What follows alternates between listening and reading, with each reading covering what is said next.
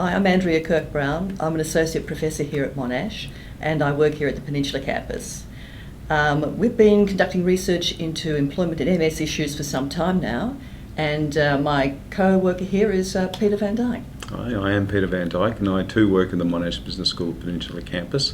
And as Andrew said, we've worked in the area of employment and disability and chronic illness for a number of years, and we certainly enjoy it. And I'll introduce you to Danielle.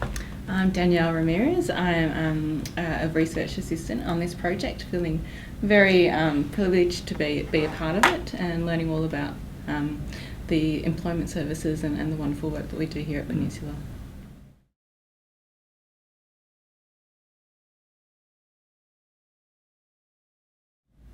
Well, I guess from my perspective, my first career was as a psychologist in the public service. So I carried that interest into my research into employees with managing stress and well-being at work. Now that's focused more into employees with chronic illness and disability, and so in particular employees with MS. Yeah, my research interest started very similar in organisational behaviour, but more around emotional labour and the service experience and providing services. And I was then diagnosed in 2006 with MS, and that's obviously thought, well, let's think about that a bit and the challenges associated with work. So there's a bit of lived experience, but also I think there's a whole range of things that can be done to improve the lives, not just of people with MS, but people in general that challenged with disability or illness at work. So, and that's driving the driving forces behind the interest. There is an intrinsic interest in the topic area, but also because I am a person with MS.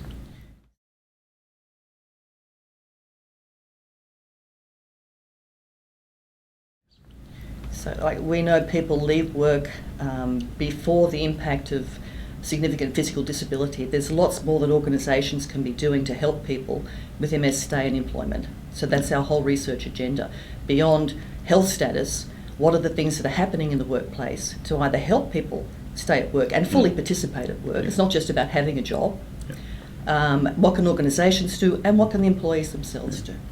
Yeah, and these issues have been recognised by governments and societies all over the world, that we need to look at ways to improve the work experience of people that have illness or disability or disadvantage in any other way.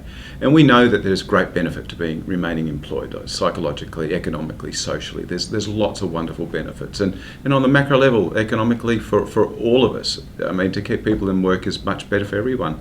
Organisations benefit from their range of experience. People with disability are said to be more dedicated, more committed employees. They have an experience that's unique.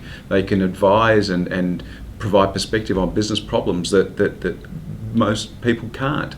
And so I think we as a society are generally trying to include people of different thought, gender, identity and so on, and it's just the people with disability or illness used to be parcelled away.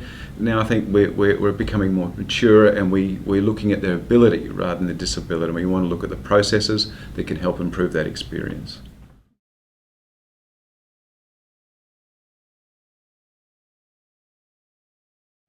So meeting the challenges of illness and disability at work is only going to become more important for a number of reasons. We have a lot of disease-modifying treatments. They're getting better. They're keeping people active and physically able to do work longer. We're having technologies developed that are supporting people to stay at work longer. It might be reading software, it could be a number of things.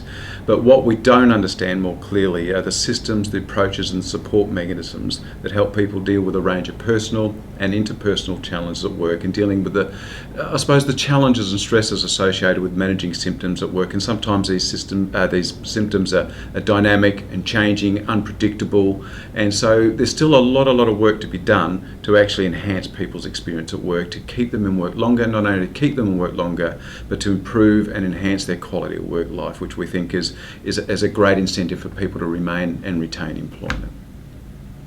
And one of the key issues that we found people have to deal with is, of course, managing the disclosure of their diagnosis at work. And our research has been addressing what happens when people disclose their diagnosis. Does it enable them to stay at work longer? How does the organisation respond when they do disclose their diagnosis? And then what happens to the person? How do you feel about that? Does that actually help you remain at work or not? So it's all about then what can the organisation do to best mobilise its resources to help people manage those challenges that Pieter was just talking about. And it's these things that we'll be talking about throughout the week.